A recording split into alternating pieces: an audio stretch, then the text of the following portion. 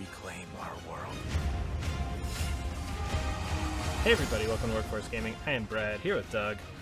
Hey. We have both now played Final Fantasy VII Rebirth. That is kind of fun. Yeah. It's one of those things where like I didn't realize how excited I was until I walked into Nibelheim and I was like, oh, this is the Final Fantasy VII parts that I like. Yeah, it was definitely fun. My thing was like, oh, this is Remake 2. Like, it's like very exciting all of a sudden. Yeah, like my excitement level is much higher now having played this demo than it was 3 hours ago.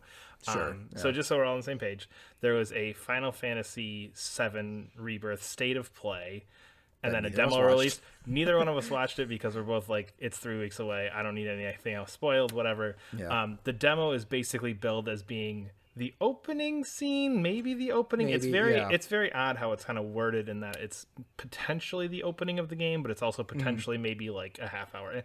I don't know. Obviously, we don't know the full game, but I mean, the opening cutscene is literally still you running out of Midgar, like motorcycle trucks, like getting out of there. So how much cutting there is and all that stuff, but I don't know. But basically, it's the Nibelheim flashback, if you're familiar with Final Fantasy VII, where Cloud is basically telling the story of him and Sephi-ROCKS going to the Mako reactor, and basically what happens to kind of set Sephi-ROCKS off and some of the things that happen there.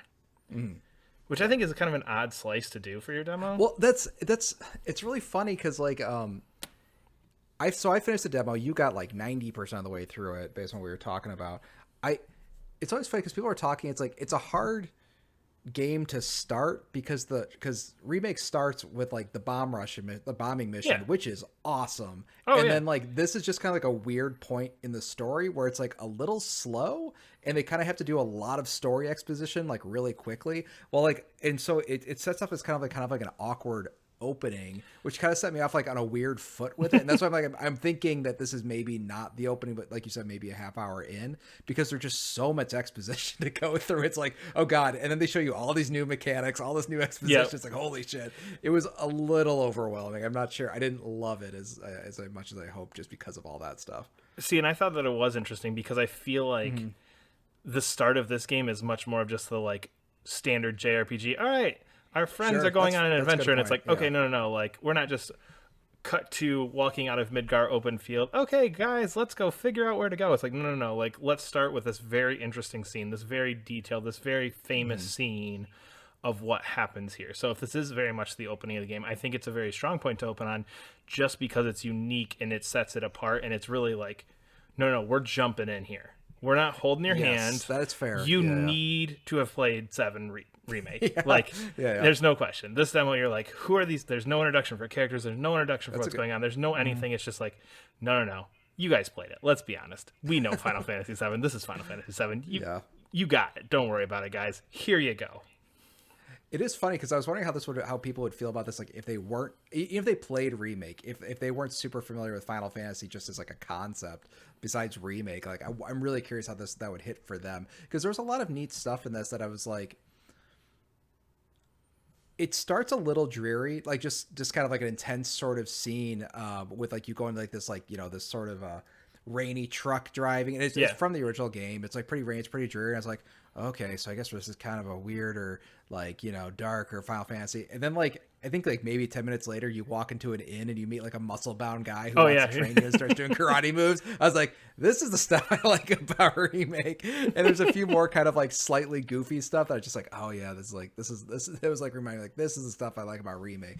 So it was just kind of like remembering Remake in that tone, because it's like a weirdly unique game. I know it's just Final Fantasy VII, but it's a weirdly unique game because it is that goofiness of that 32-bit era with high fidelity graphics.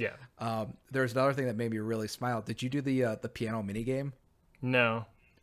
So there's an extremely elaborate rhythm game where you sit down at a piano and you like flick the right and left stick to like play a song. It's like do do do do do do do, and it was like super fun. I was doing like great, good, miss, do do do, and it's just like it's like it's so it just got me more and more excited of just even seeing like that little bit of goofiness like that early on. It's like, I feel like this game's gonna pretty much getting ready to like, just like, not, we're not off the rails yet, but it's gonna we're get there. getting there. Yeah, like the Golden Saucer is gonna be crazy. Yeah, and I think kind of I'm like halfway through like a Dragon Infinite Wealth, Sure. and I very much have that like goofiness thing going right now in that game, and it feels weird how connected this is to that goofy feel. Yes. Like there's a little bit of that goofy flair, like Tifa walking on, be like, I'm your guy, like in the cowboy hat and everything. Like just there's so much like, and again, 99% of this is in Final Fantasy VII original, but it's just it feels weird seeing it here.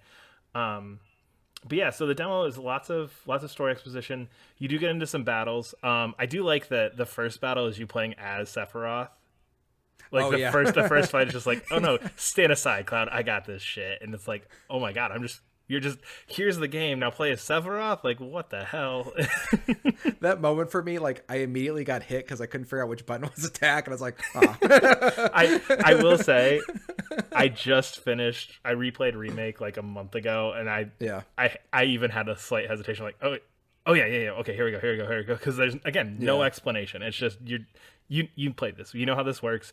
The slight pauses, you know how this works. I had not, so it's just like he's getting ready to a fight, and I do like one kind of sweep attack, and then immediately get hit. I'm like, oh shit. I was like, I think maybe this is the difference, because I was struggling so much with the gameplay for like this whole first hour, especially in that boss fight. It is like it's one of those things where I feel like they're probably going to ease you in a little bit better in the full game. But like, this is like so much more complicated than the original game. So just a couple of the mechanics.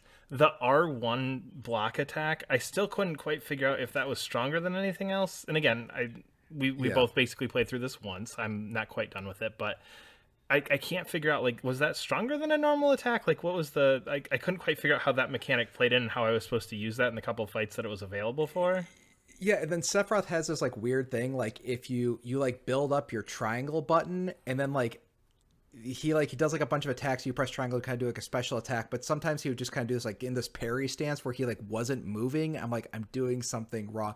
But just regardless, it's like, I think after that Yuffie DLC where they're like, we're gonna make all the characters a lot more complex, it's like, and now it's kind of like in practice, I'm like, oh. It's like, I just like the entire time I was just really struggling in maybe a way that I wasn't before. And I think that it honestly, it didn't turn me off the game because I have a pre-order. I was not like, I'm going to cancel my pre-order, but it's just like, this is a little overwhelming in a way that I'm not quite enjoying, because it's the sequel, so we need to add more stuff on top of it. And it was odd how they even placed in the tutorial. Like, I feel like you got tutorials for like battle systems that I'd been using for 5 fights, like 5 fights into the game. It's like, here's what staggered means. Like, oh, was I not supposed to be doing that this whole time? So it is weird with that. But I will say, I think there's definitely a step up in combat. The combat feels much more involved than it did in 7 Remake. I didn't play the Yuffie DLC, well, replay it. I just played through the main game. And even in this little chunk, it's like, oh yeah, there's a lot more to do here. There's things that's feeling more fluid. Sephiroth especially has a lot of stuff going on.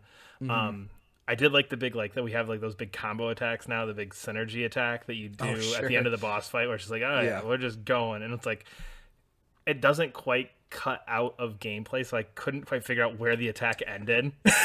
So I was just mashing square towards the end of this attack. So it was just all, it was looking really cool, and it was very cool, but it was just all in there. That was like, okay, am I back in? Did you tag me in yet? Or yeah, and because then they have like, because there are 2 types.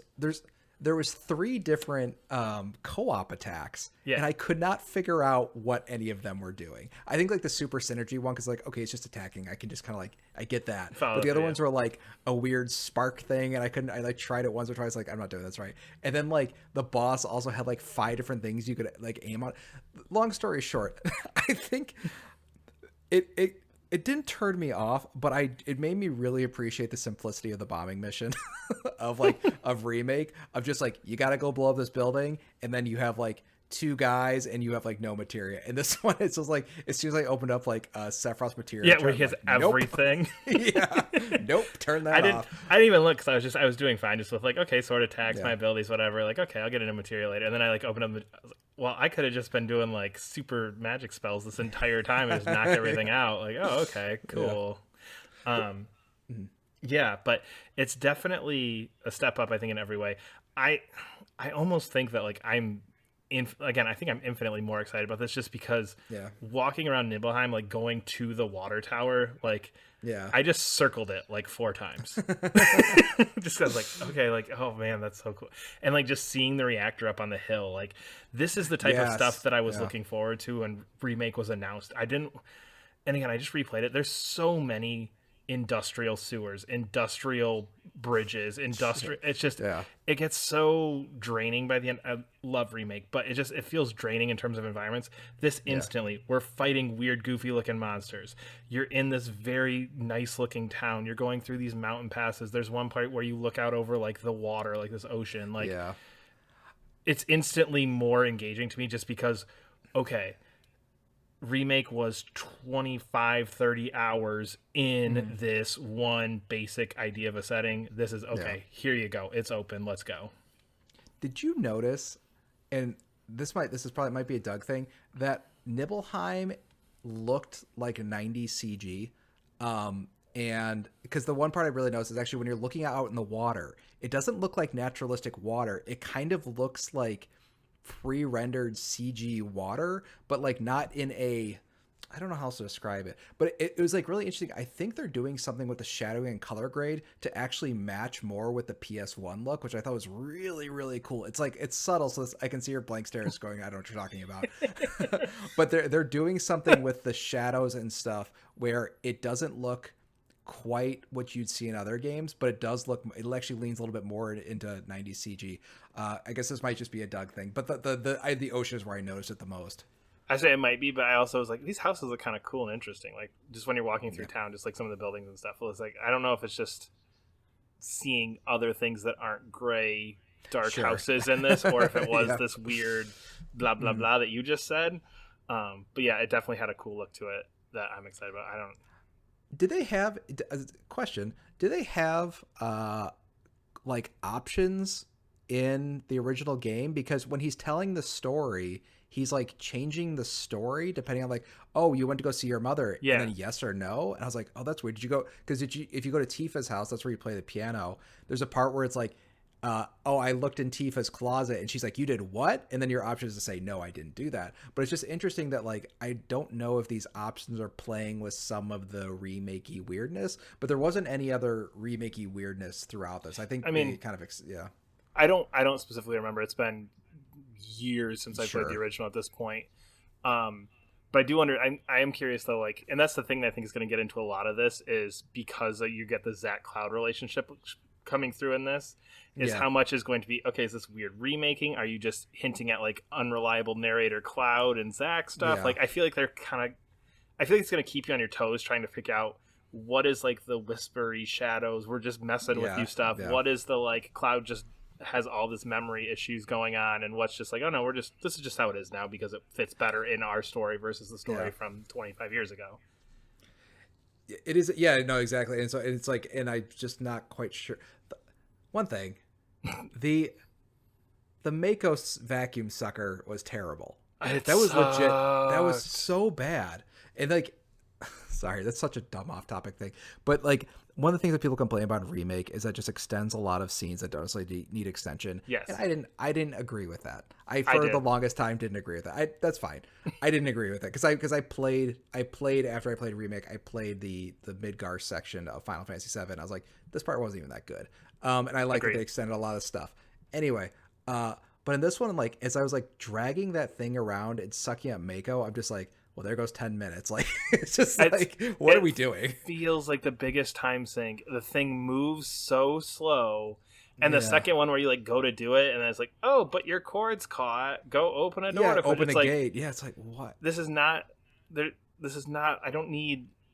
If you're gonna put a puzzle, don't be like go open the door and push the slow thing through it. Like, at least give me something here. It's just that is the one part where I was like, okay, really, like, God, just move faster. Just move faster.